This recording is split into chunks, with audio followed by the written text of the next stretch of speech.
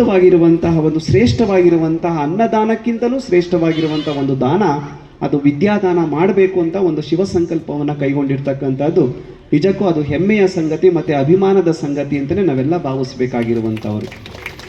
ಅಂತಹ ವಿದ್ಯೆಯನ್ನು ದಾನವನ್ನು ಮಾಡ್ತಕ್ಕಂಥದ್ದು ವಿದ್ಯೆ ಅತ್ಯಂತ ಶ್ರೇಷ್ಠವಾಗಿರುವಂಥದ್ದು.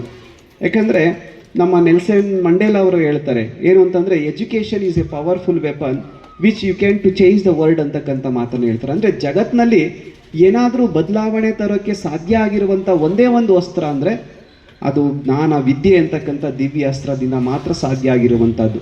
ನಿಮ್ಮಲ್ಲಿ ಇವತ್ತೇನಾದರೂ ಬಡತನ ಇದೆ, ಆ ಬಡತನ ನೀವು ನೀಗಿಸ್ಬೇಕು ಅಂತಂದರೆ ನೀವು ಆಸ್ತಿ ಮಾಡಿದ್ರೆ ಮತ್ತು ಜಮೀನು ಮಾಡಿದ್ರೆ ಬೆಳ್ಳಿ ಬಂಗಾರವನ್ನು ಕೂಡಿಟ್ರೆ ಅದು ನಿಜಕ್ಕೂ ನಿಮಗೆ ಶ್ರೀಮಂತಿಕೆಯನ್ನು ತಂದುಕೊಡೋದಿಲ್ಲ. ನಿಮ್ಮ ಮಕ್ಕಳನ್ನು ಏನು ಮಾಡಬೇಕು ಅಂತಂದರೆ ಅವರನ್ನೇ ಆಸ್ತಿಯನ್ನಾಗಿ ಮಾಡಬೇಕು. ಅದಕ್ಕಿರುವಂಥ ಒಂದೇ ಒಂದು ಅಸ್ತ್ರ ಅಂತಂದರೆ ಅದು ವಿದ್ಯೆ ಅಂತಕ್ಕಂಥ ಅಸ್ತ್ರ ಅಂತಕ್ಕಂಥದ್ದು. ವಿದ್ಯೆ ಅಮೂಲ್ಯವಾಗಿರುವಂಥದ್ದು. ಸುಭಾಷಿತದಲ್ಲಿ ಇನ್ನೊಂದು ಮಾತನ್ನು ಹೇಳ್ತಾರೆ, ನಚೋರಹಾರ್ಯಂ ನಚರಾಜಹಾರ್ಯಂ ನ ಭ್ರಾತೃಭಾಜ್ಯಂ ನಚಭಾರಕಾರಿ ವ್ಯಯೇ ಕೃತೆ ವರ್ಧತ ಏವ ನಿತ್ಯಂ ವಿದ್ಯಾಧನಂ ಸರ್ವಧನತ್ ಪ್ರಧಾನಂ ಅಂತಕ್ಕಂಥ ಮಾತನ್ನು ಹೇಳ್ತಾರೆ.